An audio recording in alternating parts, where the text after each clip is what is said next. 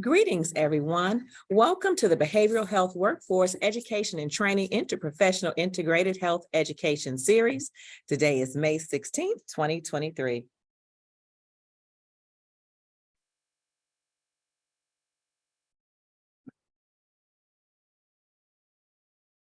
This program is supported by the Health Resources and Services Administration, HRSA, of the U.S. Department of Health and Human Services.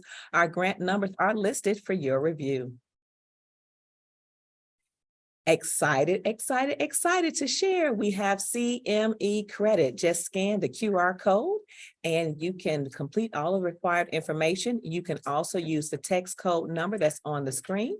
It is iPhone and Android friendly. I'll give you a few seconds if you need to take a picture. All right.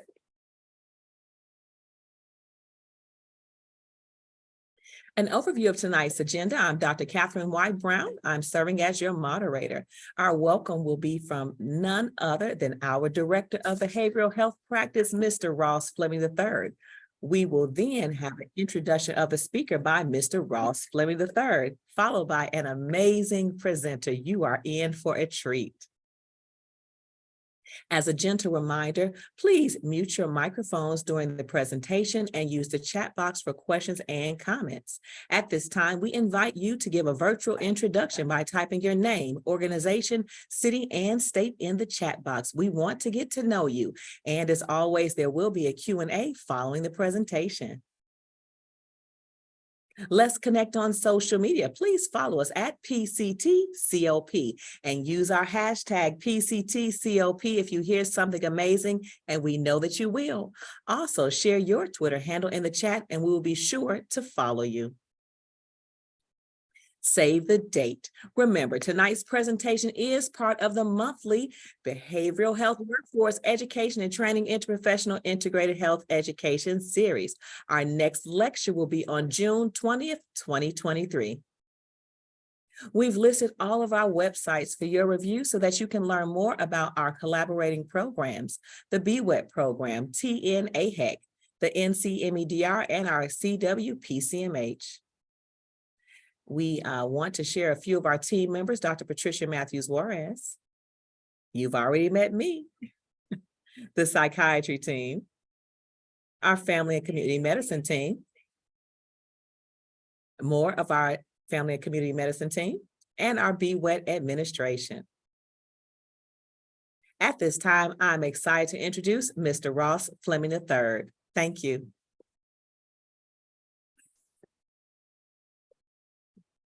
Good evening, everyone, and welcome to the Behavioral Health Workforce Education Training Lecture Series.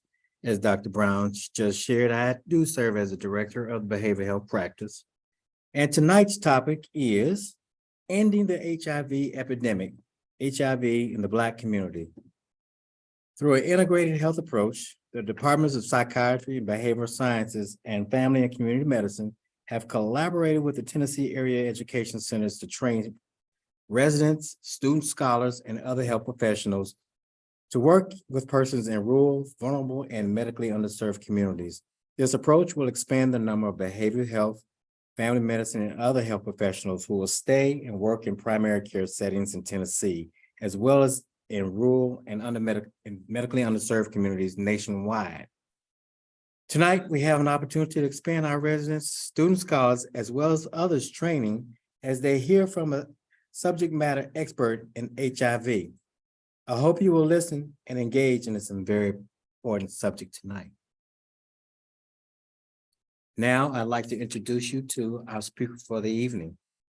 Our speaker for the evening is Dr. Marissa Robinson. Dr. Marissa Robinson is a strategic leader, visionary, and disruptor within the field of infectious disease.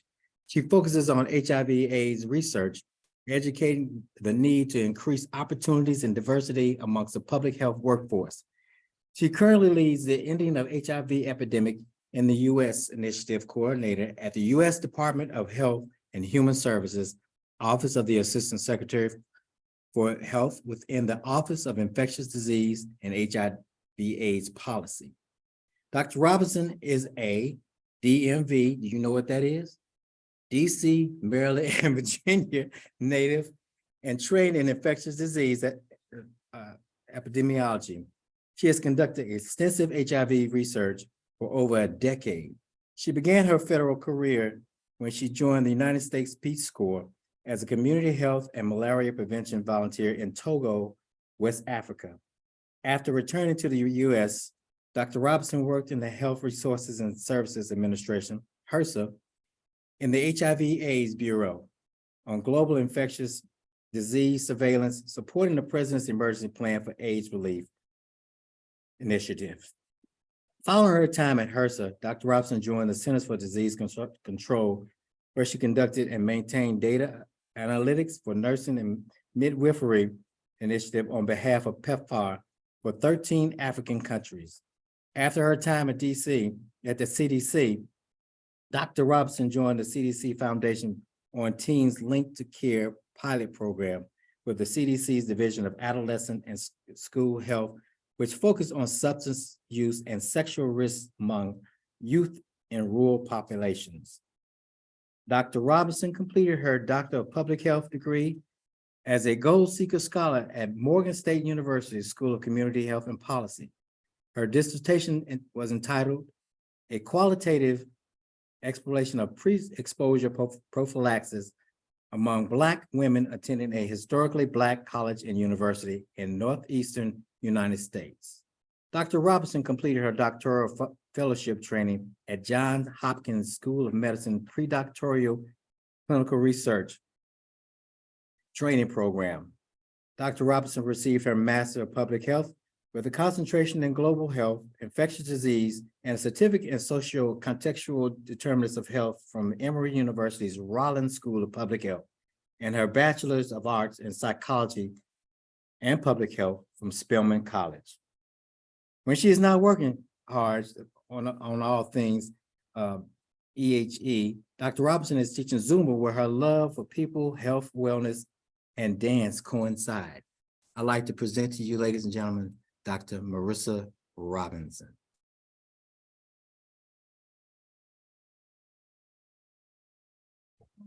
Thank you so much.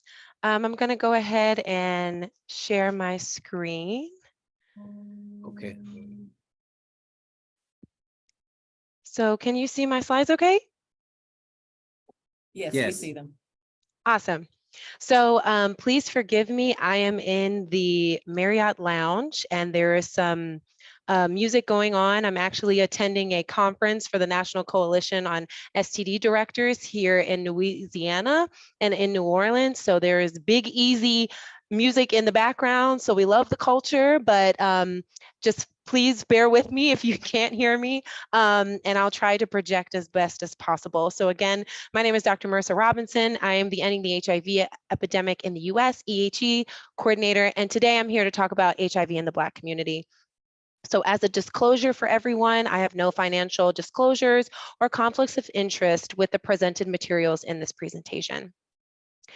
So today, for the objectives, upon successful completion of this application-based course, you should be able to do the following: describe the EHE initiative, describe the role of federal programs and partners in EHE, discuss the 4 pillars of EHE and the status neutral approach, identify use cases for EHE resources, describe current epidemic of HIV among the Black community, as well as discuss findings and recommendations for future areas of HIV prevention concerning Black women and pre-exposure prophylaxis.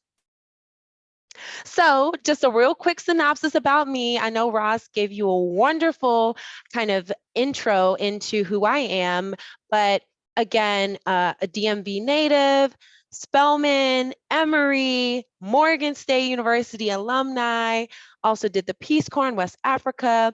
My favorite fast food is Chick-fil-A, and my favorite football team is the Baltimore Ravens. Now, I know everyone may be from a different place, so really quick, I know only a few people participated a few minutes ago, but if you can please put your name, your discipline or your concentration, what school you're coming in from, a fun fact about you, and anything you want to learn about for today's presentation. Obviously, we're talking about infectious disease, we're talking about HIV, we're talking about the Black community and those impacts. So please go ahead and put that in the chat. and I'll give you 30 seconds to do that real quick. So again, your name, your discipline, concentration, fun fact about you if you want, and what you want to learn today. I would love to capture this information because again, I want to make sure that this is a mutually beneficial exchange of information. So go ahead and put that in the chat. So really quickly, I want to talk about what HIV currently looks like in the United States. So there's currently approximately 1.2 million persons living with HIV. And of those individuals that are currently living with HIV, only 56% of them are virally suppressed. And so when we talk about viral suppression, those are those that are on medication, are medically adherent, and have a low viral load of HIV. And so we love to talk about U equals U, which is undetectable equals untransmittable. And we'll get more into that further into the discussion. And so roughly there are about 38,000 new infections that occur annually. And if we do not do anything different, y'all, we are going to have 400,000 newly identified persons as diagnosed with HIV. So we are really here to make a change to that. So really quickly to kind of do some level setting, I see y'all going into the chat. So please, as I'm talking, please feel free to put where you're from, what school you're with, any sort of things you want to learn today, and what your concentrations are. So some HIV basics. How is HIV transmitted? So you can only get HIV by coming into direct contact with certain body fluids. So that is not air or water. That's not saliva, sweat, tears, closed mouth kissing, insects, or pets sharing toilets, foods, or drinks. Now, how HIV can be transmitted is by sexual contact, sharing needles or to inject drugs, mother to baby during pregnancy, birth, or breastfeeding. And these fluids include blood, semen, pre-seminal fluids, rectal fluids, vaginal fluids, and breast milk. So in terms of what we have in terms of prevention, care, and treatment. So condoms are highly effective at preventing both HIV as well as other sexually transmitted diseases, making sure folks know their status. So when we talk about knowing your status, it means that you are going and getting tested at a local clinic, STI clinic, hospital, emergency department, on campus, with your student health services, but making sure you know your HIV status. Then we also, in terms of treatment, and prevention. So to prevent HIV transmission, we have a drug called pre-exposure prophylaxis, or PrEP. And this can greatly reduce your risk of HIV. It is 99% effective. And then we also have treatment. So when I talked about viral suppression, HIV treatment basically makes those that are that have acquired HIV and that are living with HIV be able to have HIV and thrive. So making sure they're taking their medications every day. It used to be an entire cocktail that folks would have to take if they were diagnosed with HIV. But now we have one-stop shops in terms of one pill a day that is called an antiretroviral. And so really quickly, in terms of prevention, we have two tools. We have PrEP and then we have PEP. All right, we have PrEP and we have PEP. Make sure y'all remember this because there's some information that I'm going to ask y'all a little later, okay? So PrEP stands for pre-exposure prophylaxis. So this is what you're taking to prevent HIV transmission. But PEP is post-exposure prophylaxis. So that is a medication that you take if you knowingly have been exposed to HIV, and it is used within 72 hours. So if there's a needle prick at an emergency department, or a use of if you've had sex or anything that you've been exposed via HIV to someone that has been living with HIV, that is where we use PEP in the emergency room as well as in other scenarios. So in my office, the Office of Infectious Disease and HIV/AIDS Policy, it is quite a mouthful. We have several different components to end the HIV epidemic. And one of those components is the Minority HIV/AIDS Fund We have the National HIV/AIDS Strategic Plan and or the NHOS. We have the Presidential Advisory Council on HIV/AIDS, PACHA, and then we also have HIV.gov. And so all of those things are coming out of my office, the Office of OIDP. And so with the EHE initiative, as I stated before, Ending the HIV Epidemic Initiative, we have the Ready, Set, PrEP program, which is a free, federally funded PrEP program. If you are if you do not have HIV, you have a negative diagnosis, you do not have prescription drug coverage, and you are medically adherent, you can get and enroll in the Ready, Set, PrEP program. We also have commissioned corps officers that are part of the United States Public Health Service that are Prevention Through Active Community Engagement Program, or PACE officers. We have the AHEAD dashboard, which is our data visualization tool, which basically has a ton of different indicators and breaks down the epidemiology from a state level and talks about our indicators that we are trying to get towards and the goals that we're trying to get towards to end the HIV epidemic. And then lastly, we have stakeholder, provider, and partnership engagement. So just a really brief intro to EHE. It encompasses 57 jurisdictions, which encompasses 48 counties, including DC and San Juan, which accounts for 50% of new HIV diagnoses in 2016. And there are also 7 states with significant rural burden and have HIV diagnoses. And so you'll see those highlighted, those 7 states highlighted in the graph below. And so this is a multi-HHS led effort. So we not only have OASH, where I sit, but we also have CDC, NIH, IHS, HRSA, as well as SAMHSA. So syndemics. Syndemics are really important right now. And when we're talking about health equity, when we're talking about inclusion, when we're talking about breaking down barriers and not working in silos, syndemics are super important. So on this slide, you will see that stigma, discrimination, and social determinants of health are an integral part to addressing syndemics. So on your screen, we have several national strategic plans that we are working on at the federal level, and we also have a 5-point strategy to combat the opioid crisis. Now, EHE has 4 key pillars. So the first one is diagnose all people with HIV as early as possible. The second one is to treat people with HIV rapidly and effectively to reach sustained viral suppression. Third, prevent new HIV transmissions by using proven interventions, including PrEP and syringe service programs or harm reduction. And then lastly, to respond quickly to potential HIV outbreaks to get needed prevention and treatment services to people who need them. So, status neutral approach. This is a prevention and treatment pathway that basically is a guideline to help us get those into care or get those on prevention strategies that we know are proven and effective. So if someone comes into your clinic or comes in as a patient and they are asking for HIV testing, no matter what the status is of that testing, you will connect them to care. So either you would connect them to PrEP, which would be the prevention strategy, or if they have acquired HIV and they test positive, we would then get them connected to effective treatment. So again, status neutral is important. Previously, we have only talked about HIV in terms of focusing on those that have already acquired HIV.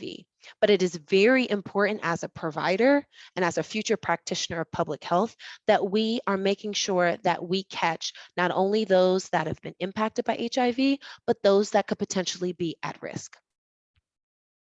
So we have a pulse check, y'all. All right, so what does EHE stand for? Go ahead and put it in the chat. What is PrEP versus PEP? Tell me what status neutral is. And what ways can HIV be transmitted? Go ahead and put it in the chat right now.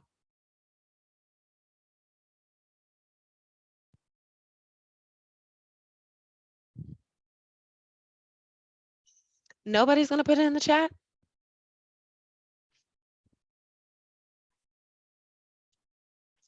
Or if you feel so brave, you can also come off mute. And you can raise your hand. I think that feature is available. Ending the HIV epidemic. Thank you. Great. What is PrEP versus PEP? Anybody? Pre-exposure prophylaxis versus post-exposure prophylaxis. All right. Great job. All right. What about status neutral?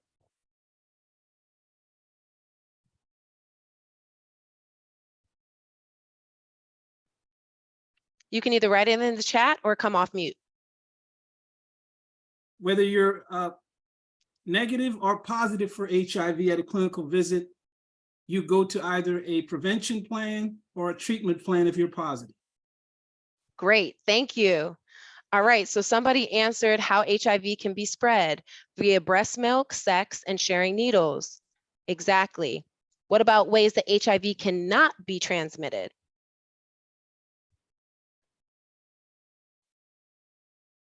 How can HIV not be transmitted?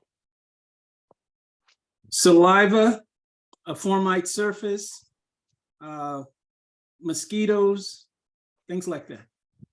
Swimming pools, mosquitoes, insects, toilet seats. That's not how HIV can be transmitted. And how many EHE pillars are there? 4. Good. It's already on the screen. Can you tell me what they are? First one starts with a D. The second one starts with a T. Third one's a P. Fourth one is an R.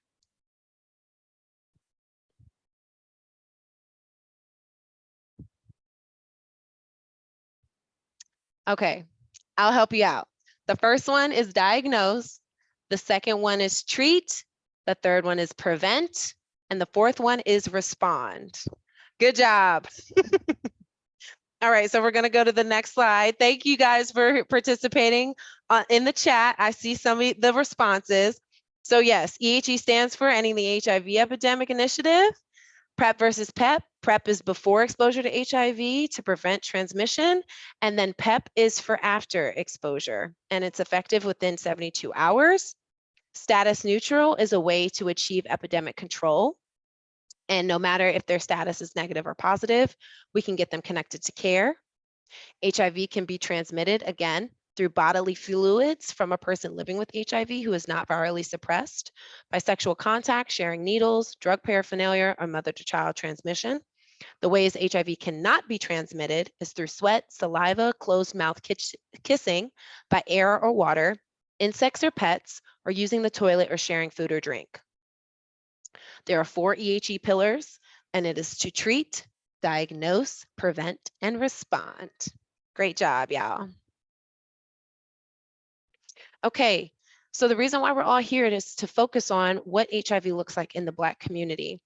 So via this chart on the right, you can see that there is a breakdown from a ethnic demographic by race and ethnicity. And this is from 2019 data from CDC.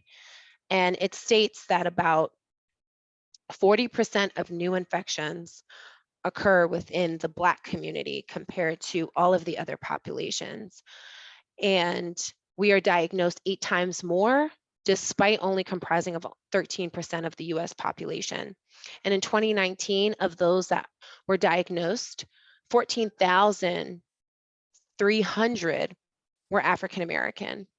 And of those that have passed away from HIV, about 4 out of 10 African Americans account for HIV deaths.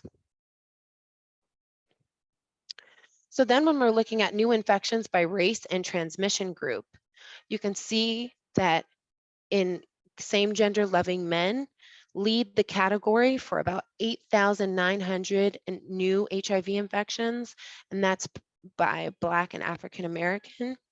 For heterosexual women, we make up the majority of those that are diagnosed with HIV at 3,100. And then for heterosexual men, Black and African Americans also lead that category with about 1,400 new infections. So Black men accounted for 75% of new HIV infections, 82% of HIV cases for women that identified as heterosexual cisgender women, 82% of those cases were from male to male sexual contact, 91% of new HIV cases among Black women were from heterosexual contact. And for male to male sexual contact, 82% of those new cases were due to male sexual contact. And 62% of new HIV cases were among Black transgender women. So there is really a disparity when we're looking at Black women, men, and persons of trans experience. So when looking at Black women specifically, African American women and girls account for 59% of new HIV diagnoses among women and girls.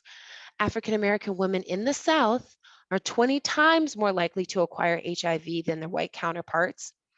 And the point of my dissertation was focusing on PrEP, and there is minimal to low usage in the Black community. And if we do not do anything different in infectious disease work, specifically around HIV prevention, care, and treatment, 1 in 48 Black women will acquire HIV throughout their lifetime. And I want that statistic to really sit with you. We have the tools, we have the knowledge, and we have the awareness to do better for Black women in our community. So one of my favorite things about the federal government is we love some awareness days. So write in the chat if you have ever heard about an HIV or AIDS awareness day. We have about 15 national observances, and they begin on February 7th with National Black HIV/AIDS Awareness Day, and then ends on December 1st, which is World AIDS Day. Now, if going back to one of the first slides I showed you all, HIV.gov is housed in my office. And HIV.gov is a great network and tool that has blog posts, it has information, it has several resources that you can use to learn more about HIV, especially among the Black community. So if you go to www.hiv.gov/events/awareness-days, you can get more information about the HIV and AIDS awareness days. So actually coming up this week, we have HIV Vaccine Awareness Day, which is on May 18th. And then on May 19th, we have National Asian and Pacific Islander HIV/AIDS Awareness Day. So going back to the Black community, February 7th is National Black HIV/AIDS Awareness Day. And we know that HIV disproportionately impacts our community. So it was one of the awareness days that our community started and is continuing to address issues such as racism, discrimination, mistrust of the healthcare system, and the disproportionate impacts to the Black community. And so although we've made great progress in bringing knowledge and awareness, we still have a long way to go. So February 7th, please put it on your calendar and just look at all the different things that are out there that talk about National Black HIV/AIDS Awareness Day. The next awareness day that I want to bring to your attention is National Women and Girls HIV/AIDS Awareness Day. So again, in the Black community, Black women are disproportionately impacted, both cisgender as well as trans women of trans experience are disproportionately impacted by HIV. And so on March 10th every year, we focus on National Women and Girls and talk about women and girls that are at risk and or living with HIV, and emphasize that women remain vulnerable to HIV. And so we definitely want to continue to increase awareness and knowledge around HIV in our Black, not only women, but also young girls. Thirdly, we have National Youth HIV/AIDS Awareness Day, which is celebrated or commemorated on April 10th. And this one really makes sure that we're bringing youth and young people to the table. When we looked at those that were impacted by HIV based on 2020 data, youth aged 13 to 24 made up 20% of new HIV diagnoses in the United States. Now, I do want to caution that 2020 data is to be looked at with caution, because we know that not only 2020 was the start of the global pandemic known as COVID, so a lot of infectious disease surveillance was not conducted. So some of the lower rates probably were much higher, but due to limited resources and an exacerbated workforce, this is the data that was captured. So there are some new HIV/AIDS awareness days that will be forthcoming and launched this year. So the first one is going to be on July 7th, which is going to commemorate Black women specifically. And it is going to be the National Black Women's HIV/AIDS Awareness Day. Then that is normally around Essence Fest, which is, one of the iconic events of the Black community. And so that is going to be on July 7th this year.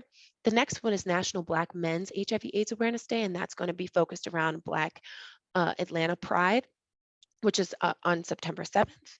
And then if you want to learn more information about those specific new awareness days, please go to www.hrsa.gov. So these are some discussion questions that I wanted to kind of talk about today. And so you can either come off mute, raise your hand, or write in the chat. So the first question I have for you all today is community-centered engagement like today, right? Because I'm coming as a subject matter expert and talking to you all as up-and-coming practitioners.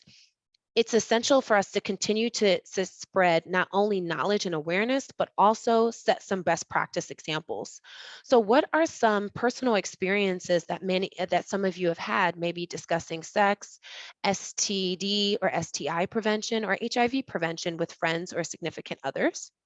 The second question is Black communities are disproportionately impacted by several structural and social determinants of health. So how can y'all, the 25 of y'all that are on this call right now, share and spread the information learned here today?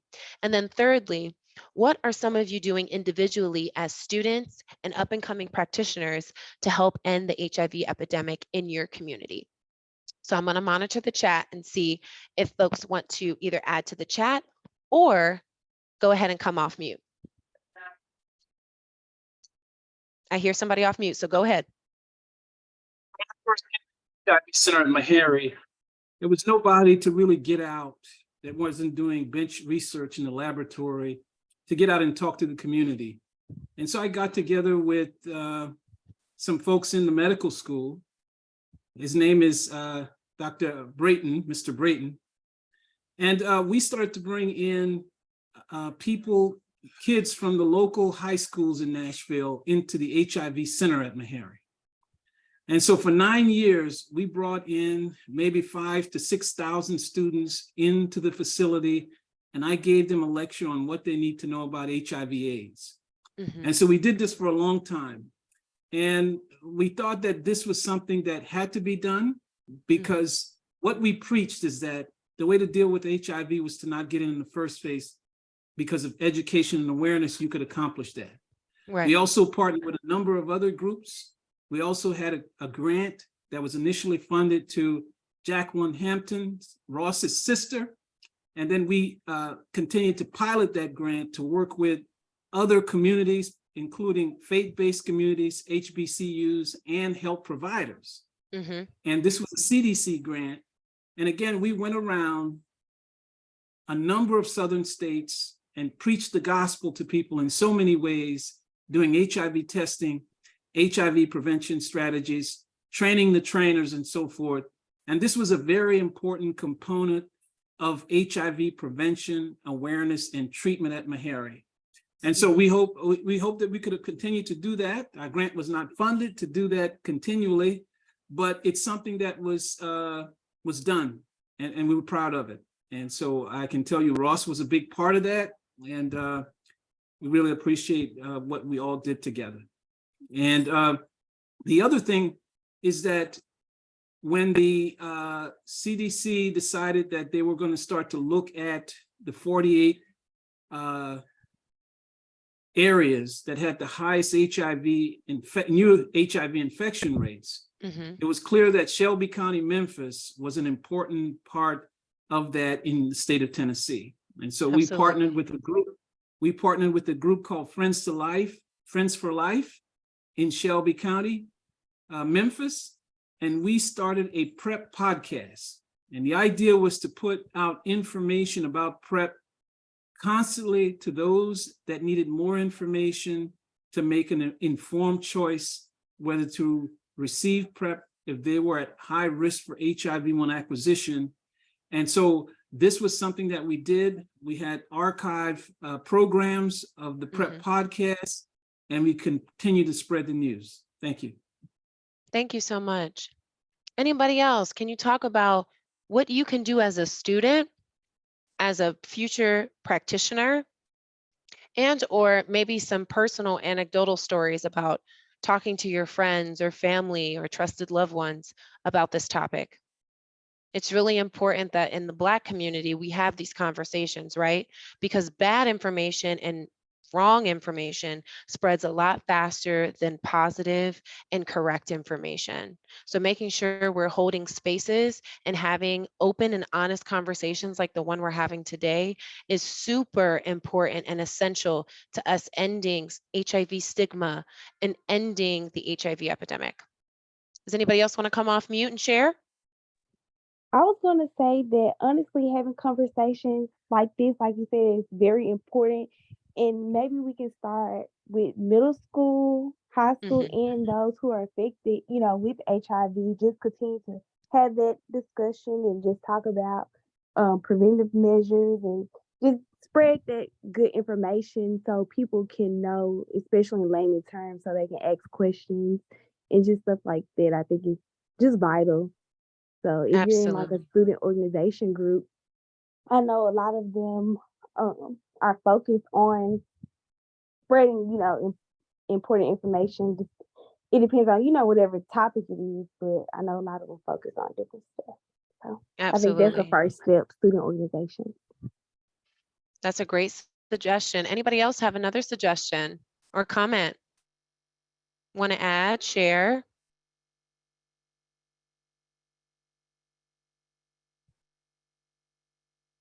It can be about any of the 3 questions on the screen.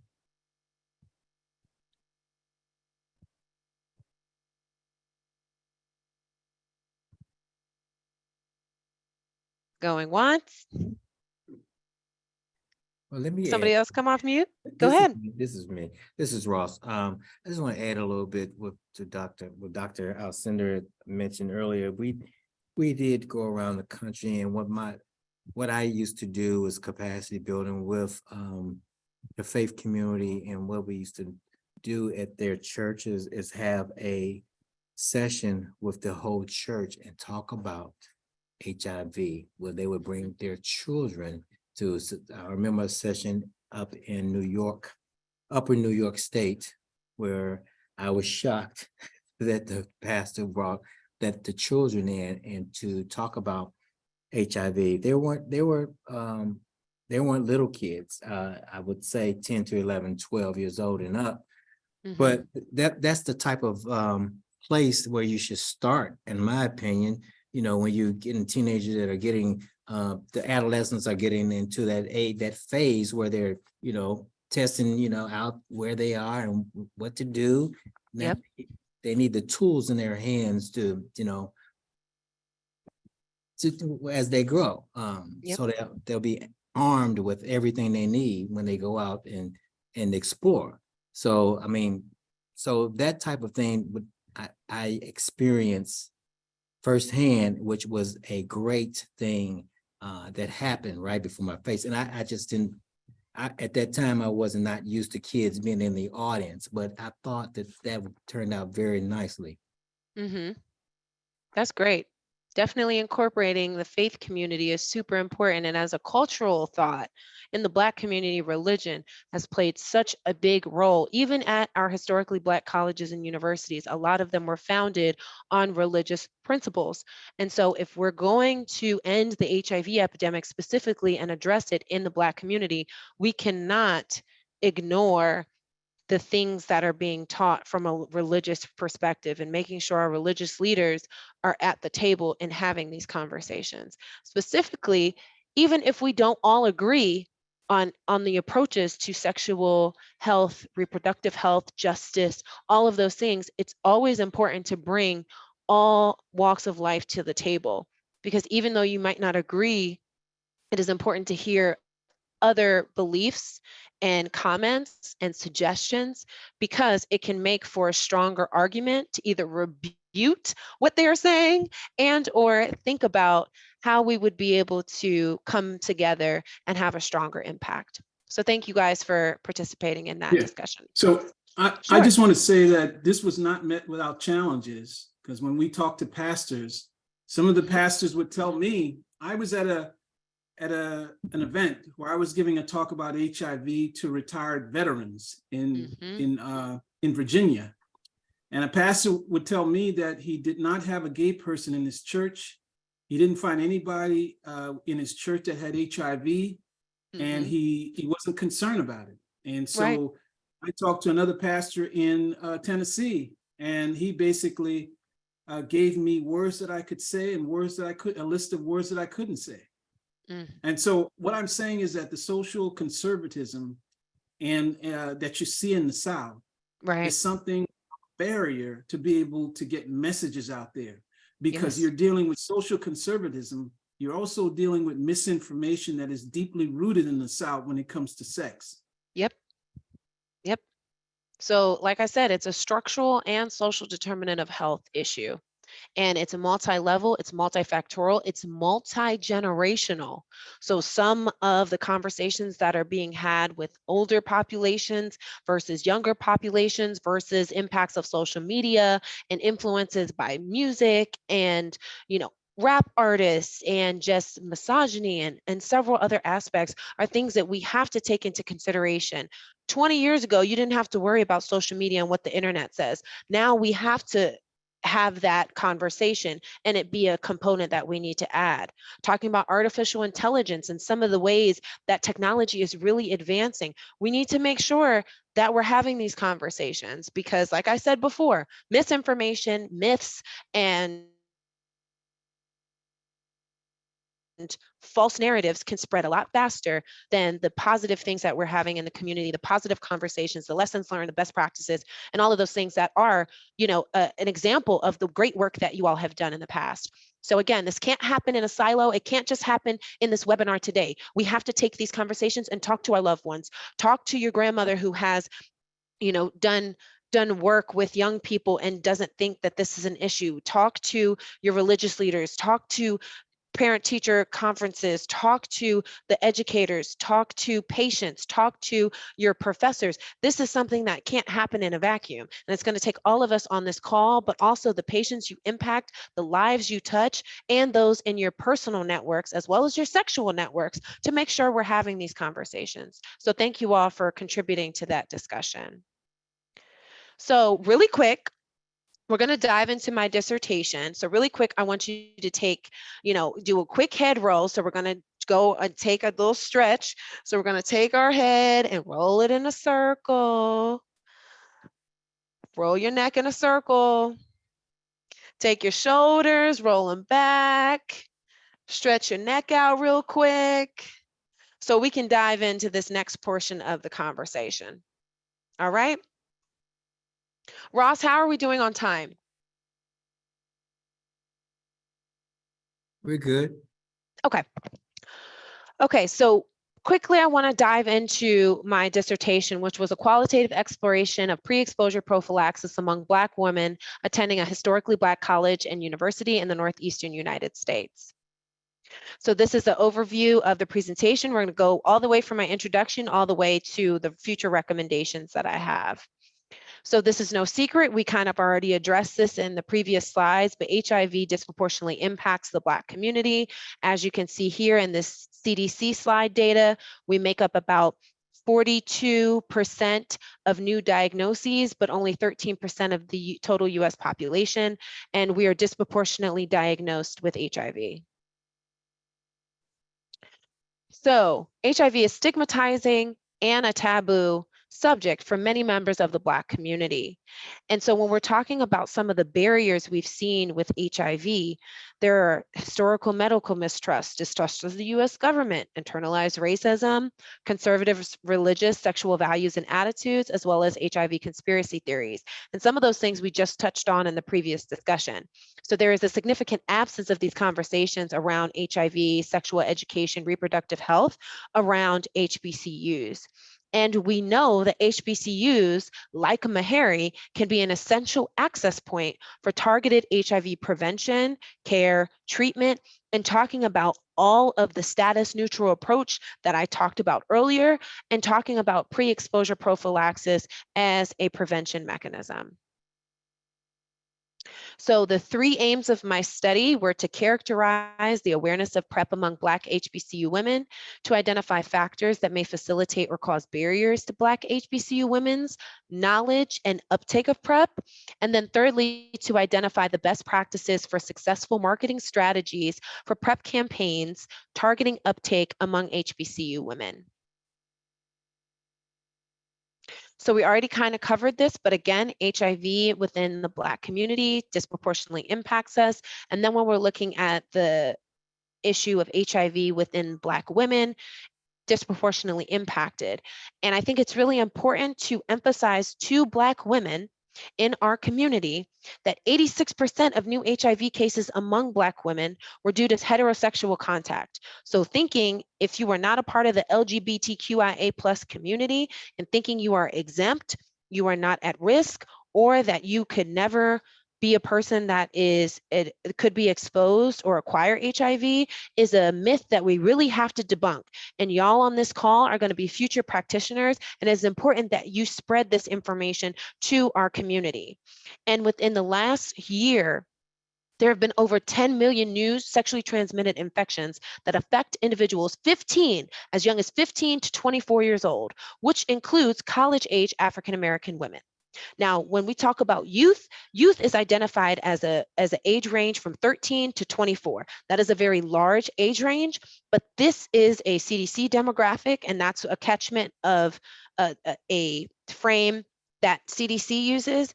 And we are seeing that people are getting STDs and STIs younger and younger, which means they're having sex and engaging in experimental behavior younger and younger.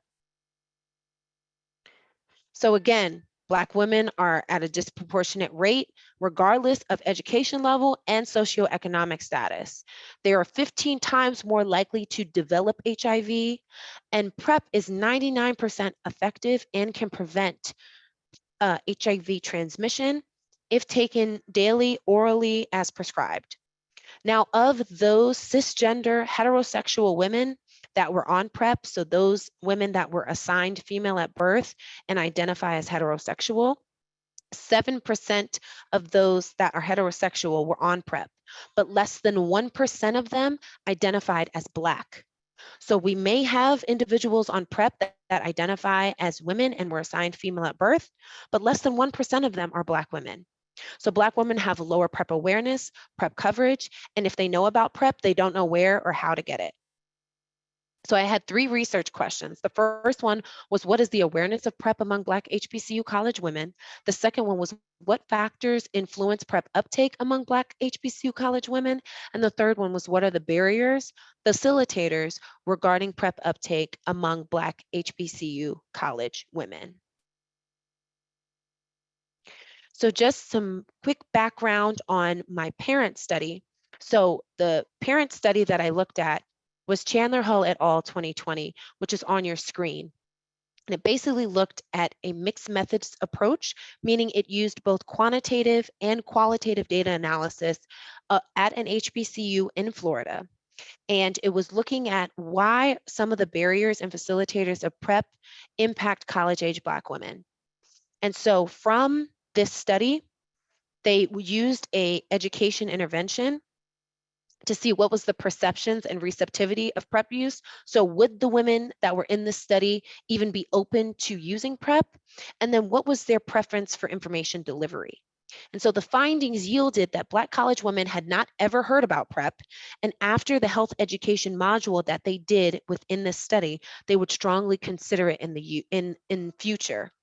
And so this study that I conducted really looks at contextual factors beyond just the individual. So for my study, I utilized the health belief model framework, which is a qualitative tool, and it looks at a theoretical framework to describe and predict people's behaviors. And so basically, it addresses why people fail to engage in preventative measures despite having the availability of screenings or contraceptives or health risks. And there are 5 different constructs. So it was their individual perception of acquiring HIV. Then I looked at, okay, how old were they? What was their education? And if they were to utilize PrEP, what is their likelihood of it? And would they recognize that there are risks as well as benefits for PrEP use? And then ultimately, I wanted to see if we had a HBCU focused, culturally appropriate framework, would they understand that there was a beneficial use to PrEP? And ultimately, would it help them to utilize PrEP as a preventative measure for acquiring HIV? So on your screen, you can see my recruitment flyer that I utilized for my study. So it was a phenomenological study design. I used recruitment respondent driven sampling, and my inclusion criteria was they had to be a current Morgan State University student. They had to identify as Black or African American, be assigned female at birth, be 18 years or older, be sexually active, as well as HIV negative. And I used a semi-structured focus group guide to guide my qualitative interviews. And this study was also sponsored by Morgan State University Center for Urban Health Equity. So I had 22 participants successfully enrolled and completed my study. I conducted 5 virtual 60-minute audio recorded focus groups until the data saturation was achieved, which basically means I had about 5 different interviews, and it was at the 5th interview where I was starting to hear the same information. And so I believed I reached data saturation. So I utilized a theoretical thematic analysis utilizing Max QDA data analysis software, and identified 4 major themes, which are very closely related to my research questions. So I was able to identify knowledge and awareness of PrEP. I was able to understand the perceptions of PrEP. I was able to understand the facilitators of PrEP uptake, as well as the barriers. And overall, my study with these women showed that there was, again, a gap in knowledge of PrEP. There was a gap in knowledge of sexual and reproductive health, especially around Black women attending HBCUs. So this is some of the demographics data. So basically, you can see that all 22 participants on your screen, 100% of them identified as female at birth and were current Morgan students with a negative HIV status. I want to also report that this is self-reported data, so there could have been some bias in terms of the results that I got. And so 86.3% of the participants were between the ages of 18 to 25. I also had some doctoral students, as you can see at the bottom of the screen, that participated. And of those 22 participants, 14 identified as single, 7 identified as being in a relationship, but 86.4% of them said they did not have multiple sexual partners. But if over half of them were, identified as being single, I don't know how true that was. Then also only half of them reported inconsistent condom usage. So for those that were in a relationship, maybe they used condoms, maybe they didn't. And for those that weren't in a relationship, maybe they did, maybe they didn't. Again, self-reported data. So the first theme that I identified was knowledge and awareness. So on your screen, you can see a thematic map. So at the top, you can see my research question. Then the first theme, again, was knowledge and awareness. So these are all of the codes and themes and subcodes that I got from my data. So basically, the knowledge and awareness of PrEP, folks said there was a gap in PrEP knowledge, that their providers were not promoting PrEP and they had no idea that it existed. They all shared they needed more understanding for sexual and reproductive health. They needed to understand what sexually transmitted diseases were and their long-term impacts, as well as their parents never talked to them about sex. And if they did talk to them about sex, it was more so about not getting pregnant and utilizing birth control, but not anything about STDs or STIs. So on all of my themes, I had a quote from some of the data. So this participant was one of the freshmen that participated, and she said, "Oh, right now in this study, this is my first time hearing about PrEP." Now I'm going to go back really quick because PrEP has been approved by the Federal Drug Administration, FDA, since 2012. This study was conducted in January to March of 2022. So it has been a decade that PrEP has been readily available to the general public. If individuals that are highly educated at a collegiate level have not heard of PrEP, we are not doing a good job about even talking about it or even letting people know that it is an option, especially for those that are at a disproportionate impact for potentially acquiring HIV. So again, we have to do better. The second one was what factors influence PrEP uptake among Black HBCU college women? So basically, I asked what were their perceptions of PrEP? So most individuals understood that it was beneficial in reducing the risk of HIV or acquiring HIV. Now, some of the participants noted that they thought it was beneficial in reducing viral load. Once the study was done and I finished conducting the qualitative interview, I had to share and educate the participants that this does not lower your viral load. That is an antiretroviral, which is a treatment therapy used once we know and that you have tested positive and fully acquired HIV. So I had to do some patient navigating in terms of making sure we debunk any sort of misinformation. So one of the participants that was a junior said that she understood that PrEP prevents HIV from happening, but that was all she really knew about the medication. So third, what was the facilitator? So what were some added benefits or reasons why women were even thinking about considering taking PrEP? So the three themes were its effectiveness, the fact that it was 99% effective really was encouraging. The fact that it would prevent their exposure to HIV. If they were exposed, they wouldn't acquire HIV. And then it also encouraged them to be able to have sex freely or be able to engage in unprotected sex. And so one of the participants shared, I agree with the last participant, if I was exposed to it, meaning HIV, that would definitely motivate me to consider trying PrEP. Now, again, if she was exposed to HIV, we would want to get her attached to what? PEP, which would be post-exposure prophylaxis. And we would need to identify that she had been exposed to HIV within that 72-hour frame. If we did not identify that, she would seroconvert, and then we would need to put her on a treatment regimen for HIV with antiretroviral therapy. Now, the fourth theme was the barriers for PrEP uptake. And this really was where I was very concerned about some of the findings. So one of the barriers that was shared was that they didn't understand the side effects of PrEP. They didn't understand how much it would cost, and then ultimately the stigma around it. So that if they were with a partner and they said, oh, I'm going to get on PrEP, it's like, why are you getting on PrEP? You think I got something? You think I'm cheating on you? So just making all of these excuses and making the individual uncomfortable, even though they wanted to be protective of themselves. And so one of the participants shared, I agree with what she said, because I feel like in my community, there's kind of like this stigma that HIV is like a gay problem.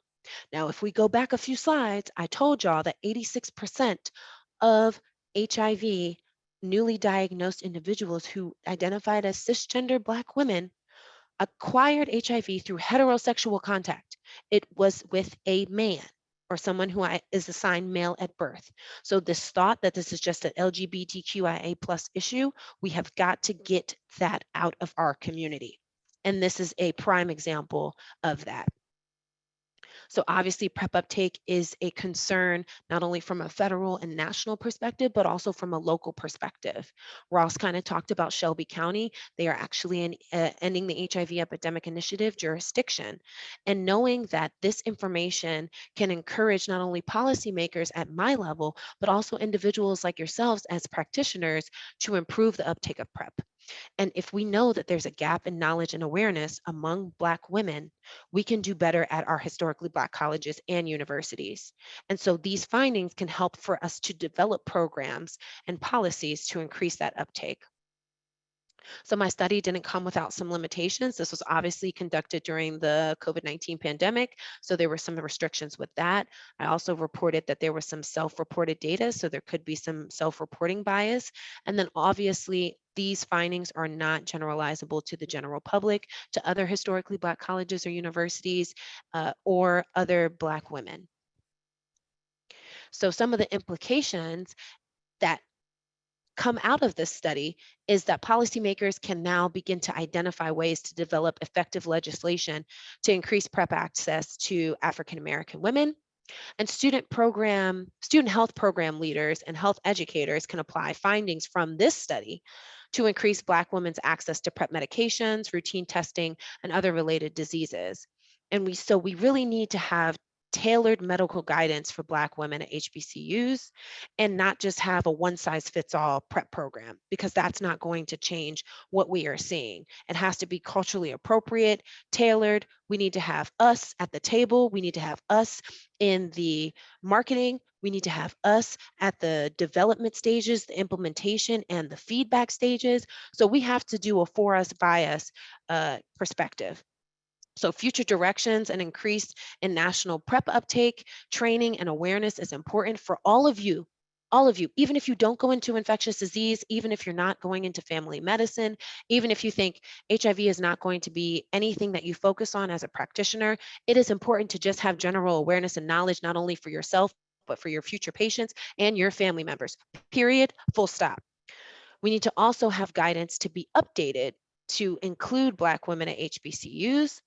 And we need to use community curated guidelines. There's something called ViVE Healthcare's Risks to Reasons, which reframes HIV prevention and better common practices. And they actually just launched some workbooks in April, and they have specific workbooks of how, as a provider, you can talk to patients if you're not comfortable talking about sexual history or talking about HIV testing. There are workbooks for young girls who may be experimenting and exploring. How can they talk to their providers? How can they talk to friends? How can they talk to a trusted healthcare professional? And then we have to reshape how we're talking about HIV and risk and all of those things in the Black community. And it starts with this kind of dialogue of honest conversations. So I have several recommendations, but I'll leave you with that. Black women are integral to our society. We are the mothers. Okay, we just celebrated Mother's Day. Shout out to all the moms that are a part of this call, and for all the moms that got you to be here today and those that are no longer with us. But it is important that we understand in the Black community that HIV is disproportionately impacting us. And if we do not do anything different, 400,000 new individuals will be diagnosed with HIV. And so we must have not only student perspectives like you all on this call, but also professors, faith community leaders, state, local, and health department leaders, folks at the nonprofit grassroots level, student organizations, all of those things to normalize having sexual health conversations. And pleasure is good. Pleasure is fine. We need to incorporate that and not be so stigmatizing. So at the end of the day, I'm rooting for everybody Black in terms of ESA, right? And so I will open this opportunity for questions. Now, we did want to break you all into groups and have some discussions and come back for a wrap up. Ross, do we still have time for that? We have time for Q&A if you'd like to transition to Q&A at this time. Let's do that. All right, So everyone. Well, thank you so much. First of all, let's give her a virtual round of applause for that wonderful presentation. We have people here on site who are also clapping it up for you. Phenomenal, Yes. phenomenal. Yes. If anyone has a question, you can unmute or use the chat box, but I'm sure Dr. Robinson would love to hear your voice. So please unmute. And we have comments in the chat that are saying, love the presentation. So, all right. you. Are there any questions at this time? Thank you for the Hold on one presentation. second, Dr. Alcindor. We have a question in the room. We're going to take this one first. Thank you. All right. Well, my name is Michael Walker. I'm a first-year medical student from rural West Tennessee, and I enjoyed the presentation. Very informative, and I actually went to Morehouse, and so I saw the shirt, my brother. Oh, Hey. am I on? I didn't know I was on camera. Oh, I'm Yes. sorry. I didn't know I was on camera. Hey, Spellhouse fam. Yeah. But I was wondering, I know different HBCUs have very different cultures, and I'm not sure about Spelman, but at Morehouse, when we came in as freshmen, we had HIV and sexual seminars that we had to go through, and had PrEP and PEP and different, it was, we were a lot more aware. So I was just, I know you mentioned about the generalizability, it can't be generalized, but I'm also wondering about the different HBCUs in different parts of the country, and how that plays a difference in And so I think it very, good information. And also wondering about the public education system and how that plays a role. I know when I was in high school, we had sex ed, and I'm not sure if they are able to talk about PrEP and PEP, or is that a part of the curriculum, or how that kind of plays a role in dismantling all of this. All right, Dr. Absolutely. Robinson. So that was technically 2 questions. Make sure you got Right. them It both. almost sounded like 3. Right. He was commenting, when you said spell house, it just unleashed. Right. He questions just or said, comments. So, okay. all right, I'll give you a chance to respond to all of those questions. Absolutely. So first and foremost, thank you so much for the question. Definitely love the HBCU love and support. So no matter what institution you're at HBCU right now. So shout out to all of y'all in the room and those online and those just listening in. So first question, I just want to address that obviously we can't do a one size fits all program to address these needs. So each school and each state will have different priorities and how that looks different. Obviously, everyone is coming from a different point of education. So some folks may have gotten some sex ed, information, and others may come into college with none whatsoever. And you're just experimenting, you're talking to your friends, and you're going from a social perspective versus like an actual informed from a medical provider perspective. So I think really understanding that everybody comes from all different walks of life in terms of sexual and reproductive health. In terms of what happened at Spelman, I was one of the National Black HIV/AIDS Awareness Day ambassadors. And so I was very much aware of what FDA was going on, approving for PrEP and talking about HIV prevention. On World AIDS Day, December 1st, every year, Spelman would have an HIV testing program. And also with Morehouse College, there is the Public Health Sciences Institute. And that's actually where I had several classes. And a lot of the HIV infectious disease kind of discussions were only through those courses. So I think as a general rule of thumb, all of our HBCUs are within Black communities, and your zip code has way more to do with your sexual networks than folks think. And then when we're talking about homecoming, when we're talking about different games, when we're talking about folks migrating from different places, spring break, for example, and going home for winter break, everybody is in different networks. And we have to stop thinking that none of these things play a role when they really, in fact, do. And from a school-based health perspective, all of that is under siege right now. Parents are very nervous about kids knowing about sexual information or sexual and reproductive justice. And so giving the parents the opportunity to know the information and understanding if they want to make the decision for their child to get those informations from trusted healthcare professionals or not is a parental decision. And so the unfortunate fact is that you and I can maybe do our best as the patient, talking to patients directly, but unfortunately, we can't dictate what parents and school systems are going to do because it's on a case-by-case basis. So thank you for the questions, and I hope I answered the majority of it. All right, you have one in the chat, and then we're going to Dr. Alcindor. This is from Dr. Burns, who asks, why is Tennessee cutting programs for HIV? They have federal funds, ? Yes, so that is a great question, Dr. Burns. And as a government employee, I cannot answer that question, but as a practitioner and a student, I can say that that is correct. There is funding being cut, and CDC has a Dear Colleague letter that addresses that, and that is available on cdc.gov. And so I encourage you to look into that a little closer, but because I am not at liberty to discuss that matter, that is something that is ongoing and is something that we're addressing internally. So thank you for the question. And thank you for that graceful response. Let us all be so eloquent when referring one to the website, and we shall post that link. Thank you.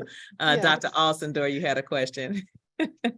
Yeah, in your group discussions, did some of your participants go away with the idea that PrEP would protect you against other STIs, which it will not? Good question. And was that an issue?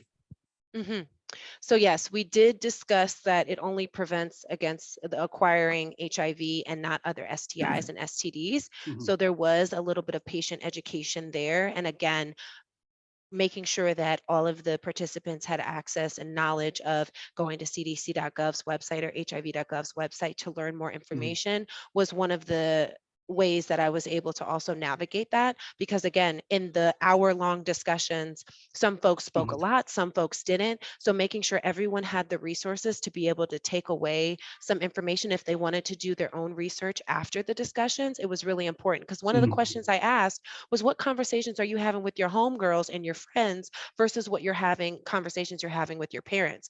A lot of young people are having conversations with their friends and learning by doing and experimentation, and have no idea from a trusted healthcare provider what is going on and what they're at risk for or what they're dealing with until they come up positive or having a interaction or an itch or something doesn't smell right or feel right. And then all of a sudden they're like, oh my gosh, STIs exist, STDs exist. But when you're thinking in a vacuum, like you were just protected and you're in this bubble, it's so unrealistic. And we have to get away from that and making sure all of our students are 1,000% aware and have the knowledge how to protect themselves. So yes, we did talk about STIs and STDs and how, those things differ. Yeah. Were they introduced to the PrEP algorithms and so forth? Did they know how PrEP works? Because it's not just a pill that you take, it's a process. Were they introduced to that as well? Yes, so they did understand what the PrEP care continuum was, and there was also DoxyPep, talking about DoxyPep, as well as PrEP 211. Now, again, there are different ways that you can institute PrEP, but making sure they had all of the tools to be able to go online and learn more about the resources that were out there was really my go-to, because again, there were different individuals who spoke up more, others that had previous knowledge because they had friends in the LGBTQIA+ community. And so there was just a gamut of interactions as well as education levels. So I was speaking to freshmen who had just gotten into college, and then I had also doctoral students. So there was a wide range of knowledge, perspectives, and opportunities to educate everybody. Yeah, and my final comment is, did they understand that STIs would put them at a greater risk for HIV-1 acquisition? Yes, they did understand that. And again, talking to a trusted medical provider and educating them on making sure that if they had advocacy and personal advocacy for themselves, they could go to their provider and say, hey, I learned about PrEP. I want to be put on PrEP. I understand I've come in with gonorrhea, I've come in with syphilis, I've come in with chlamydia, and I could be at an increased risk to acquire HIV. I want to protect myself, and this is a way that I can do so. We talked about that. Excellent. I just wanted to share also that, TikTok is really big right now. Twitter, social media, having small spurts of information that is easy to understand and digest was another thing we discussed as one of the marketing strategies that they wanted to see. So not only did they want short spurts of information from trusted healthcare providers, but they also wanted to see student organizations. They wanted to see fraternities, sororities. They wanted to see leaders, student athletes, student government association, people that actually looked like them, that were at the institutions that they were at, and wanted to see student-led ambassadors and not just celebrities or individuals that don't look like them, or folks that don't look like them physically and or have the same gender, ethnic, or sexual minority representation. Thank you so much, Dr. Robinson. We appreciate everyone for your questions, comments. We can continue the conversation. If you have any additional questions following tonight's session, please be sure to email Mr. Fleming. He will get those questions to Dr. Robinson. So again, we truly appreciate your time and sharing your expertise with us. At this time, I am going to transition back to Mr. Ross Fleming III, who's going to get you some additional information and close out for tonight. Thank you, Dr. Robinson. Thank you. Again, thank you, Dr. Robinson, for that very good presentation. I really loved it. And we will invite you back again, that's for sure. So right now I'm going to put the survey into the chat box. And if you see it, please fill out the chat. I do need that back. Fill out the survey, I'm sorry. I need that back as soon as I can, as you can. So here it is launching now.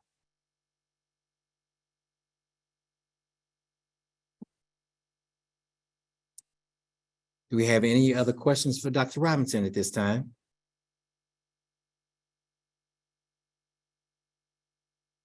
Nothing? So let me say this again to my residents, thank you for coming today. I really appreciate that. And if we have any AHEC scholars, thank you for coming as well. And so again, next third Tuesday, we will meet on June 20th, and we will have a session in opioids. So please stay tuned for that. And I appreciate you. Appreciate every one of you. Thank you, Dr. Robinson, again, and everyone have a great night. Thank you. I also put my email as well as my LinkedIn in the chat. So please, please, please add me on LinkedIn / Dr. Marissa Robb. Email me if you have any questions, want to talk about sexual health, gender and ethnic minorities, HIV prevention, infectious disease, all that stuff, drmarissarobb@gmail.com. And thank you all so much for the opportunity. And I hope you learned something new today. Thank you. Thank you so much. Good night, everyone. Bye-bye.